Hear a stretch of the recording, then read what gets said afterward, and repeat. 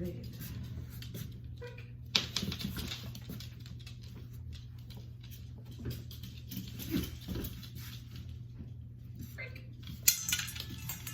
Right, so this morning I've incorporated, I have an empty bowl in there. And because this guy does resource guard. And I'm just kind of doing a quick little lesson on having the bowl in there and me throwing in one piece of food. I'm waiting for him to kind of explore the bowl a little bit before saying break. Well, I said it and he looked at me, so I'm gonna feed him. But if there's any stillness in him between me standing here with food, the bowl, him, the way he's positioned by the bowl, I am just gonna break and feed, and I'm not gonna wait for him to check the bowl out at all. And the reason I want him to check the bowl out is because I want him to fully understand that there's nothing in there, and I'm the one giving him food.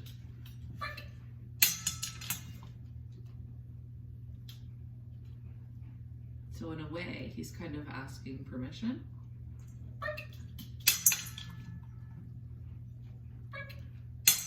Putting his nose in there.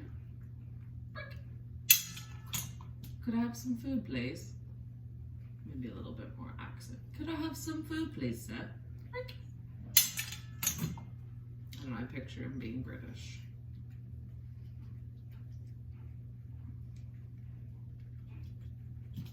So what I was doing as well is leaving the room, coming back and feeding on approaches too. So I'm not going out of sight. I want him to be able to still see me. And I'm marking before I'm actually right up into his space.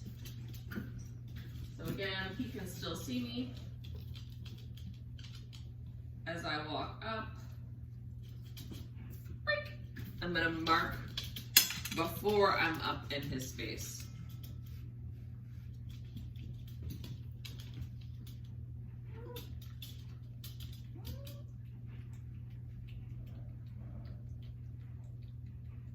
So I'm waiting for him to kind of check that bowl out again.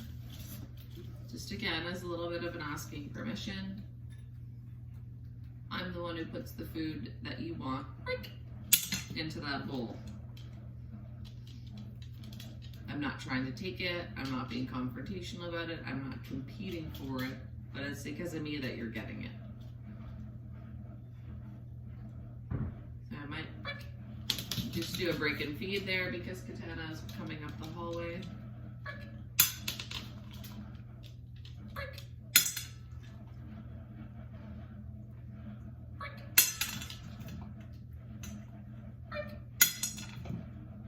So if you don't have the best aim, what I actually use is I have a really big storage container, you know those plastic storage containers that fit under your bed kind of thing? I actually start with those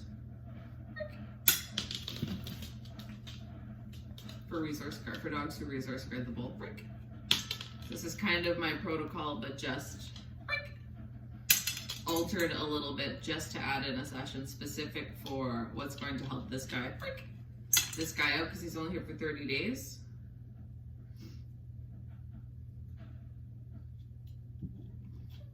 Again, I want him to put his head in the bowl and ask for permission. Or look at the bowl, whatever.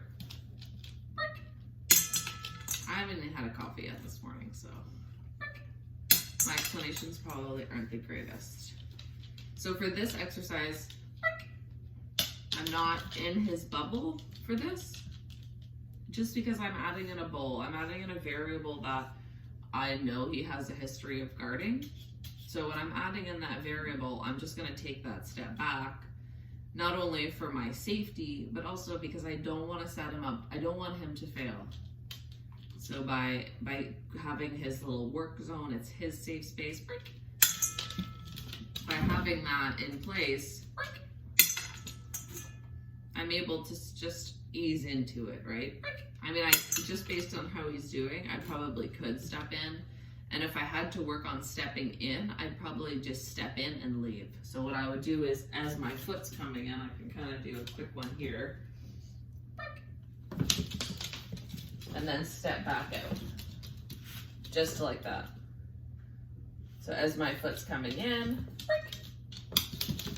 and then I would step back out. Oh, if he reaches me before I'm out, I'm gonna do a break again and then step back out, right? The point is to avoid the conflict from happening. So this will probably be the session that I will do in a couple hours. With him will be to start adding that in while the bull's around. Let's do one more and then lower into the grate. Perfect. Easy peasy lemon squeeze.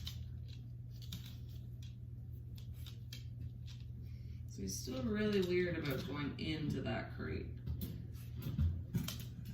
So again, I don't really want to just reach for this bowl. What I'm trying to do right now is grab his leash. There we go. Got the end of it safely. And then just kind of lure this little guy in. So again, I'm not wanting a lot of conflict, but if he pulls away, I'm just gonna hold that pressure on. There we go. So I want him to still make the effort to walk in on his own. But I will add tension and prevent him if he's trying to leave. So there's lesson 4, I believe.